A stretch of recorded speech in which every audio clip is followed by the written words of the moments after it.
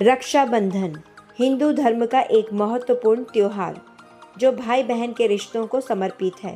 भारत में राखी के पवित्र त्योहार को हर घर में धूमधाम से मनाया जाता है। ये रिश्तों में मिठास, विश्वास और प्रेम बढ़ाने वाला त्योहार माना जाता है। सभी भाई बहनें एक दूसरे से मिलने के लिए इस दिन काफ़ी उत्सुक रहते हैं, खासकर भाई लोग। इस मिठास को दुगुना करने के लिए बहनें अपने भाई के लिए अपने हाथों से बनाए हुए व्यंजन, मिठाई की तैयारी कर उसका स्वागत करती हैं। त्योहार का आना, खुशियों का आना। यूँ तो बाज़ार में कई तरह की मिठाइयाँ मिलती हैं, लेकिन इतनी भीड़ की चलने की जगह नहीं मिलती। तो छोड़िए इस झंझट को, कहाँ भीड़ भाड़ में जाना, मिठाइयाँ घर पर ही बनाई जाए तो कैसे रहेगा, वो भी कुछ अलग तरीके का। नमस्कार, मैं परछाई आज आपके साथ नारियल की बर्फ़ी शेयर कर रही हूँ, लेकिन कुछ अलग ढंग से। इसमें मैंने जो तरीका अपनाया है आपको भी बेहद पसंद आएगा, इसीलिए वीडियो को पूरा ज़रूर देखिएगा। पसंद आए तो खूब सारा लाइक करना, सभी के साथ शेयर करना। अगर मेरे चैनल में नए हो तो प्यारे से कमेंट के साथ सब्सक्राइब भी कर देना। तो चलिए, हमेशा एक जैसे मिठाई खाकर बोर क्यों होना, कुछ नया तरीका अपनाते हैं। तो इस स्वादिष्ट मिठाई को बनाने के लिए यहाँ पर मैंने 2 नारियल लिए हैं, जो कि मुझे 50 रुपये में मिले हैं। तो ये नारियल मीडियम साइज़ के हैं, बहुत ज़्यादा बड़े नहीं हैं और बहुत ज़्यादा छोटे नहीं हैं। तो एक नारियल को मैंने इस तरह से 2 टुकड़ों में कर लिया है और इसका पानी मैंने साइड में रख लिया है। अब मैं दूसरे नारियल को भी तोड़कर रख चुकी हूँ और पानी को साइड में रख चुकी हूँ। तो यहाँ पर देखिए, जो नारियल का छिलका होता है, ऊपरी छिलका, उसे हम निकाल लेंगे क्योंकि ये ब्राउन कलर का है और हमें मिठाई चाहिए वाइट कलर की। तो अगर हम इन छिलकों को यूज़ करेंगे तो छिलकों सहित उसका कलर ब्राउन आ जाएगा मिठाई का, तो इतना मज़ा नहीं आएगा। तो जितना आपसे निकलता है उतना निकाल ले। तो देखिए, मैं भी छीलर से कोशिश कर रही हूँ जितना निकाल सकती हूँ। तो इतना हमें कोशिश तो करनी ही पड़ेगी, क्योंकि हमें जब मिठाई वाइट चाहिए तो छिलकों को साइड करना ही पड़ेगा। तो इस तरह से इनके देखिए पतले पतले से छिलके निकल रहे हैं। तो अब देखिए, एक जो है तो उसका मैं निकाल चुकी हूँ इस तरह से। इसी तरह से सभी की छिलकों को हम निकाल लेंगे। तो कुछ नारियल के टुकड़े भी हो गए हैं छोटे छोटे, तो वो चाकू से भी निकल जाएंगे, या तो आप चाकू से भी ट्राई कर सकते हैं, चाकू से भी निकल जाते हैं। तो देखिए, ये तैयार हो गया है। अब इसी तरह से सभी को फटाफट से तैयार कर लेंगे। तो देखिए, मैंने तैयार कर लिया है यहाँ पर। अब आगे बढ़ते हैं, फट से इन्हें काट लेते हैं, क्योंकि हमें इसे मिक्सी जार में डालकर अच्छा सा महीन सा पीसना है। दरदरा नहीं पीसना है, महीन सा पीसना है। तो नारियल बहुत ही मुलायम है, फटाफट से कट रहे हैं, क्योंकि इनके छिलके इनमें नहीं है, तो ये फटाफट से कट रहे हैं। छिलके निकालने के बाद ये बहुत ही मुलायम हो जाते हैं। तो ये देखिए, अब यहाँ पर मैं सभी नारियल के इस तरह से टुकड़े कर चुकी हूँ। अब इसे सबसे पहले मिक्सी जार में डालेंगे। तो जितना जार में आ जाएगा उतना करेंगे, बाकी हम बाद में करेंगे। तो मैंने अभी आधे से ज़्यादा डाल लिया है और देखिए, मैं इस तरह से पीस चुकी हूँ। तो इसका जो बुरादा है ये बहुत ही अच्छा नरम सा है और महीन सा है। इस मिठाई को बनाने के लिए आप मार्केट का भी नारियल का बुरादा ले सकते हैं।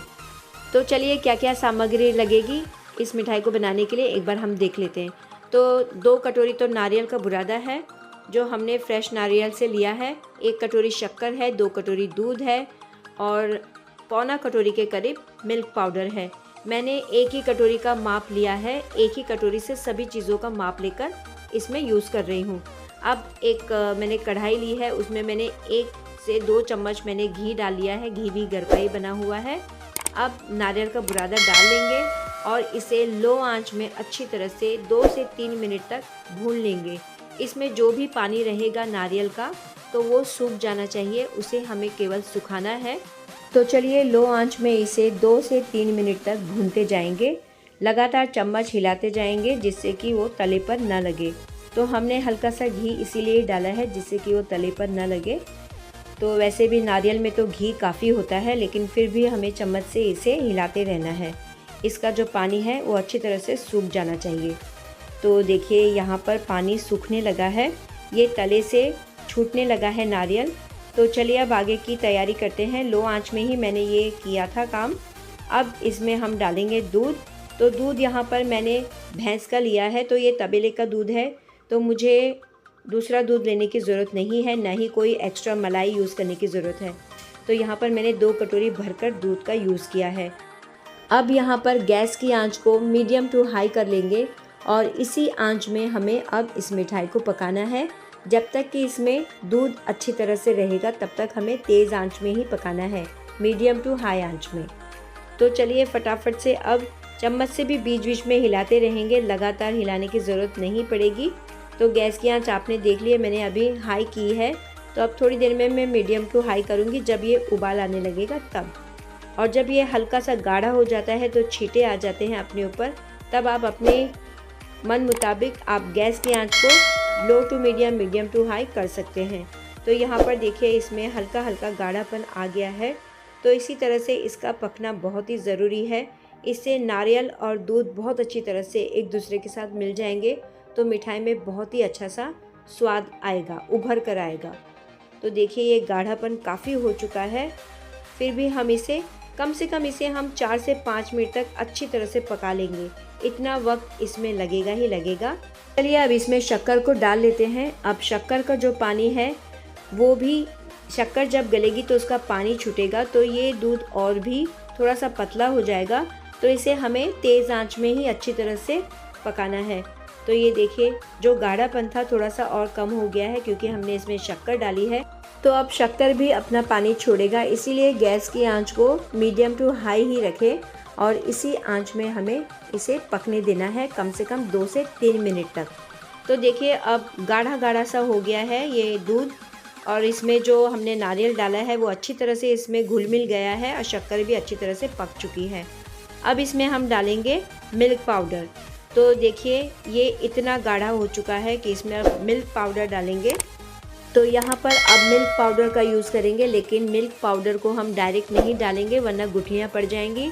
उसे ठीक करते करते आप परेशान हो जाएंगे, इसीलिए मिल्क पाउडर में मैंने 3 टेबलस्पून के करीब थोड़ा सा दूध डाल लिया था और उसके बाद इसे लिक्विड फॉर्म में लाकर फिर मैंने इसमें यूज़ किया है। तो आप भी इसी तरह से कीजिएगा जिससे कि आपको भी कोई परेशानी ना हो। और गैस की आंच को यहाँ पर अभी भी मैंने मीडियम टू हाई ही रखा है। अब जब इसमें बबल्स आने लगेंगे, छींटे उड़ने लगेंगे, तब हम लो टू मीडियम रखेंगे और ढककर इसे पकाएंगे। तो देखिए ये बबल्स आने लगे हैं और ये जो छींटे हैं बहुत ही ख़तरनाक होते हैं, कहीं भी गिर जाते हैं तो परेशानी हो जाएगी। तो इसीलिए इसे अब हम ढककर पकाएंगे। थोड़ी देर इसे इसी तरह से घुमाते रहेंगे। हल्का सा मैंने मीडियम आंच कर लिया है, थोड़ा सा कुछ सेकंड के लिए हम इसे घुमाते रहेंगे। तो हो चुका है ये काम, अब इसे ढक लेते हैं। तो चलिए फटाफट से ढक लेते हैं इसे, जिससे कि हमारे ऊपर ये छींटे ना पड़े। और यहाँ पर मैंने गैस की आंच को लो टू मीडियम कर लिया है, ज़्यादा तेज़ आंच नहीं करनी है। अब मैंने यहाँ पर आधे टीस्पून के करीब इलायची पाउडर लिया है खुशबू के लिए, और स्वाद भी बहुत अच्छा आता है। तो खुशबू आएगी तो बहुत ही अच्छा लगता है। मिठाई में तो इलायची पाउडर पड़ना ही पड़ना है, ज़्यादा नहीं तो थोड़ा सा कम ही सही, लेकिन पड़ता ज़रूर है। तो देखिए छींटे आ रहे तो मैंने फिर से इसे ढक लिया है। गैस की आंच को लो टू मीडियम ही रखा है, इसी आंच में इसे पकने देंगे। तो आप देख सकते हैं ये बहुत ही गाढ़ा हो चुका है। अब इसमें जो छींटे हैं थोड़े थोड़े ही आएंगे, लेकिन गैस की आंच को अब हमें नहीं बढ़ाना है क्योंकि ये तले पर लग सकता है और इसे हमें लगातार इस तरह से घुमाते रहना है, क्योंकि जो इसमें जो लिक्विड था वो ख़त्म हो चुका है। अब ये बहुत ही गाढ़ा हो गया है, सूख रहा है, ड्राई हो रहा है। तो इसे फटाफट से चम्मच से इसी तरह से घुमाते रहेंगे। अब मीडियम आंच भी नहीं रखनी है, लो आंच में ही अब इसे हम पकाएंगे। और जब ये कढ़ाई को छोड़ने लगेगा तब समझ जाना कि ये मिठाई हमारी तैयार हो चुकी है। तो देखिए अभी भी इसमें थोड़ा थोड़ा सा पानी रह गया है और मैंने मीडियम आंच में नहीं रखा है, लो आंच में ही मैं पका रही हूँ इस मिठाई को। तो चलिए इसी तरह से चम्मच से इसे दबाते हुए, घुमाते हुए इस तरह से फटाफट से हम पका लेंगे। और इसे हल्का हल्का बीच बीच में छोड़ सकते हैं, लेकिन ज़्यादातर इसे हल्के हल्के हाथों से घुमाते फिराते ही रहना है। तो देखिए ये कढ़ाई छोड़ने लगा है, फिर भी अभी इसमें हल्का सा पानी रह गया है। तो हम इसे थोड़ा सा सूखने देंगे, थोड़ा ड्राई होने देंगे, जिससे कि मिठाई अच्छी से बन जाए। तो अब यहाँ पर मैंने गैस को बंद कर लिया है और इसे ठंडा होने देंगे थोड़ा सा। अब दूसरी प्लेट में मैंने पनीर को ले लिया है। ये पनीर 200 ग्राम के करीब है। तो इससे भी ज़्यादा आप यूज़ कर सकते हैं, लेकिन मैं इतना ही यूज़ करूँगी। तो पनीर को अच्छी तरह से मैंने हाथों से स्मैश कर लिया है, तो ग्रेटर से ग्रेट करने की ज़रूरत नहीं है, तो आप हाथों से ही इसे स्मैश कर सकते हैं। अब मैंने एक यहाँ पर फ्राई पैन ले लिया है और इसमें मैं पनीर को जो मैंने स्मैश किया था हाथों से उसे डाल लिया है। पनीर में जितना भी पानी होगा हल्का फुल्का, वो उसे सुखाना बहुत ही ज़रूरी है, वरना मिठाई में पानी पानी हो जाएगा। से इसे 1 से 2 मिनट लो आंच में हम पनीर को अच्छी तरह से घुमाते हुए पका लेंगे, यानी भून लेंगे, जिससे कि इसका पानी पूरी तरह से ख़त्म हो जाए। तो देखिए 1-2 मिनट हो चुका है। अब इसमें मैं थोड़ा सा फूड कलर का यूज़ करूँगी, ग्रीन कलर का। तो ये ग्रीन कलर मुझे पनीर में चाहिए, जिससे कि मैं मिठाई का थोड़ा सा लुक जो है वो अच्छा कर सकूँ, तो इससे मिठाई बहुत ही अच्छी दिखेगी। तो इस तरह से अगर आपको नहीं चाहिए तो आप इसी तरह से सफ़ेद ही रखिएगा पनीर को, लेकिन मैंने थोड़ा सा कलर यूज़ किया है। तो देखिए ग्रीन कलर आ चुका है। अब इसे 5 से 6 सेकंड इसी तरह से चम्मच से ऊपर नीचे करते रहेंगे। तो देखिए हो चुका है 5 से 6 सेकंड। अब मैंने यहाँ पर गैस को बंद कर लिया है और कढ़ाई गर्म है, इसलिए थोड़ा सा हिला ही रही थी। तो ये मैंने प्लेट में निकाल लिया है, इसे अच्छी तरह से ठंडा होने देंगे। तो यहाँ पर ये पूरी तरह से ठंडा हो चुका है, पूरी तरह से, यानी पूरी तरह से ठंडा होना बहुत ही ज़रूरी है। अब इसमें पिसी हुई शक्कर को मैं मिलाऊंगी। आप चाहे तो इसमें मिल्क पाउडर का यूज़ करके भी इसे थोड़ी देर पका सकते हैं, लेकिन मैंने हर चीज़ में मिल्क पाउडर क्या डालना है इसलिए नहीं डाला है। तो इसमें ऐसे में ही स्वाद लाएंगे। तो मैंने इसमें पिसी हुई शक्कर डाली है, घर पर ही पीसी है शक्कर को। तो शक्कर को भी मैंने पीसकर पूरी तरह से ठंडा होने दिया था, वरना वो पानी छोड़ लेगी तो पनीर सुखाकर कुछ फ़ायदा नहीं होगा। पनीर का जो पानी हमने सुखाया तो कोई मतलब नहीं रहेगा।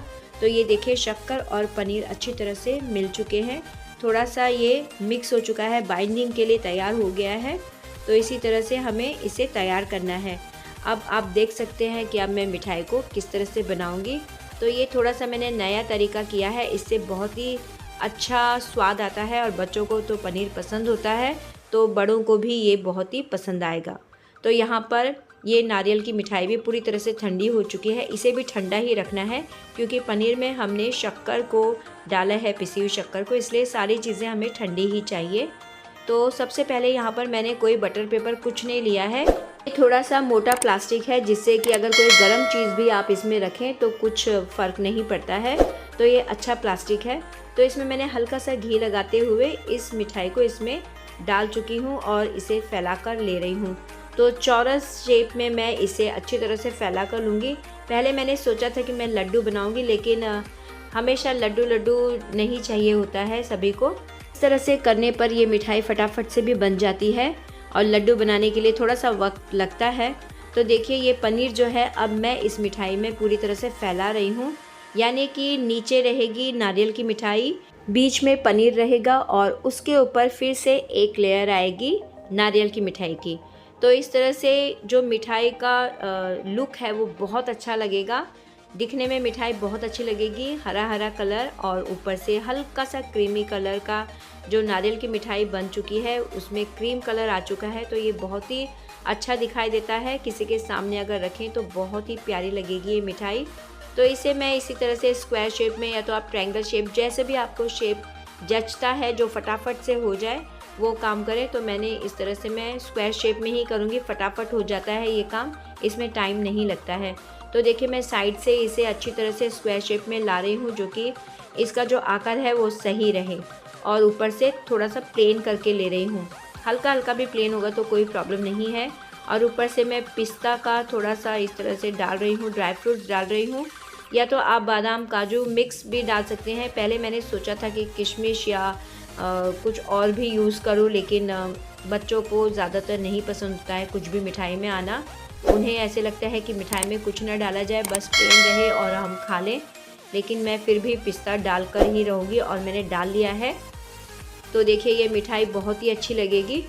और प्लास्टिक मैंने इसलिए यूज़ किया है क्योंकि इसे निकालने में मुझे परेशानी नहीं होगी। अगर मुझे नीचे भी रखना होगा ना प्लेटफॉर्म पर, तो मैं इसे आराम से रख सकती हूँ, तो इसलिए मैंने इसका यूज़ किया है।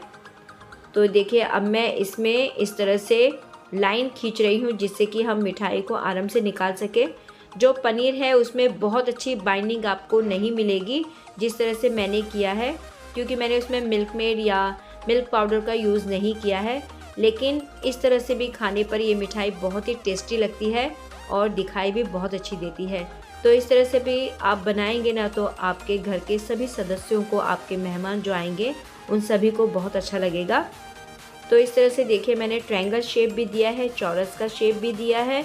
तो जिस तरह से भी खाना चाहें, जैसे छोटा बड़ा जितना टुकड़ा आप खाना चाहें आप आराम से खा सकते हैं। और दिखने में भी देखिए कितना प्यारा लग रहा है। तो चलिए फिर आप भी इस तरह की मिठाई बनाकर फटाफट से अपने रिश्तेदार अपनों के साथ, अपनी फैमिली, अपने बच्चों के साथ रक्षाबंधन का मज़ा लीजिए। अगर आपको मेरी रेसिपी अच्छी लगी हो, बनाने का तरीका अच्छा, सही और सरल लगा हो तो दिल से ढेर सारा लाइक कीजिए, शेयर कीजिए अपनों के साथ, अपने फ्रेंड्स, अपने रिश्तेदारों के साथ, सब्सक्राइब कीजिए और बेल आइकन ज़रूर दबाइए जिससे कि मेरी अगली वीडियो आपके पास जल्द से जल्द पहुंच जाए। अब मिलते हैं नेक्स्ट वीडियो में। इस वीडियो को पूरा देखने के लिए बहुत बहुत धन्यवाद। रेसिपी अच्छी लगने पर दिल से बिना कंजूसाई के कमेंट ज़रूर कीजिए और मेरी मेहनत को देखते हुए मेरे चैनल को सपोर्ट ज़रूर कीजिए।